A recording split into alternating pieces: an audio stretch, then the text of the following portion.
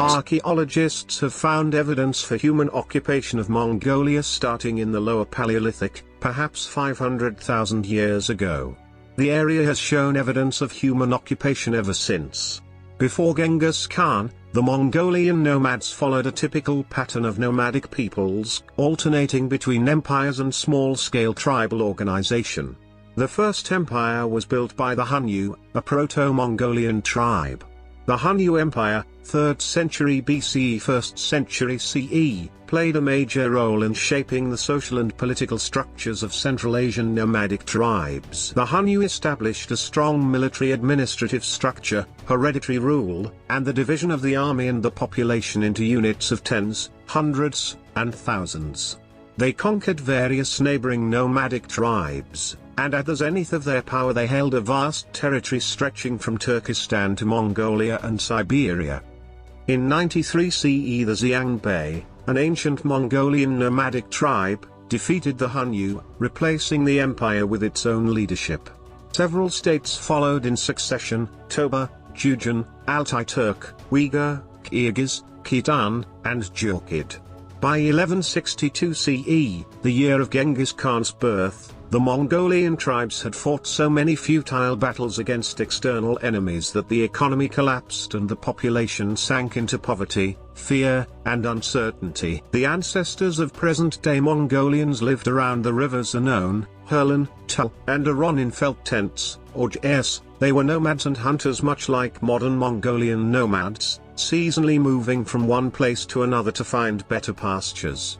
They drank arag or fermented mare's milk, and ate animal meat, dairy products, wild berries, and some vegetation. A Chinese writer at the time of the Jurkid Empire wrote, "Hunnu Empire pottery, from the collection of the National Museum of Mongolian History. The people are strong and warlike, they can see at night. They make armor from fish scales in order to protect themselves from stray arrows. They are tall, hunt and eat the flesh of wild deer." The nomads were organized into tribes, clusters of families whose men descended from the same leader. Each tribe lived in its own region and had a council headed by an elected leader, or Khan. His kin formed an elite, or incipient aristocracy that changed depending on the leadership. A man became a leader through his charismatic personality, as well as his family's high status. Thus any son could inherit leadership from his father, not just the oldest son. While some nomadic societies are egalitarian, Mongolian tribes were not. There was always an aristocratic branch or a hierarchy of families within a tribe. Heerkshur graves can be found all over Mongolia from the southern Gobi to the northern valleys. These graves, not dissimilar to burial cairns found in Europe, were built over 2,000 years ago, in the 2nd to 5th centuries BC. The site of Yushi-Jinyuva contains over 300 of these monuments, some larger than 5 meters wide and surrounded by circular walls at a diameter of 10 to 15 meters. A millennium before Chinggis Khan rode his hordes through the steppe, this early community was commemorating its dead with enormous energy and dedication.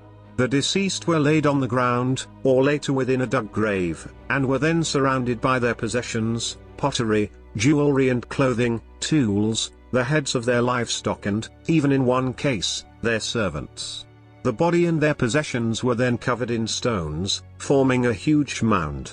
Some of these graves contain more than one person, some only a single burial, but they mark the traces of a society that honor their deceased with respect, time and huge effort, and the history of which is now long forgotten. Alongside these burials are 14 deer stones, which some scientists believe to be some of the best preserved in the world. They are even older than the Heerkshur, erected between 500 and 2000 BC. These stones also stand as monuments to the dead. The deer stones at Yushi-Jinyuva are covered in engravings of deer, sun and moon symbols, plus sheep and horses, tools and weapons. The tops of the stones represent the heavens and the head, with the sun topping the image. Below these are herds of deer, leaping towards the sun. The lower halves show a belt below which weapons and tools are represented. One of the stones, the site guardian's favorite, has the head of a woman facing south, above a flying deer and a striped belt. The stones would originally have been painted red with ochre, the traces of which are still visible on some, and several of the stones also have depictions of shamanistic tools, mirrors and symbols. Archaeologists think that the ancient peoples who created these amazing scenes believed deer to be spiritual beings in physical guise, their delicate forms carrying the spirits of the dead towards the afterlife on their backs.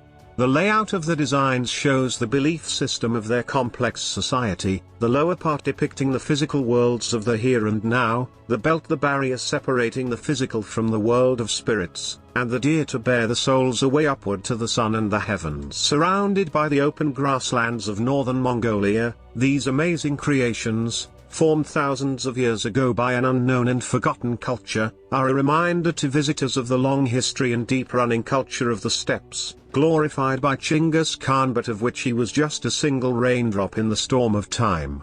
The local inhabitants know this, and so unlike in Europe, these graves were neither looted for stones nor damaged by later human hands. The people of Mongolia have a sense of their long and intricate story, and visitors to the country must try to understand that there is much more to the country than Chinggis and his empire.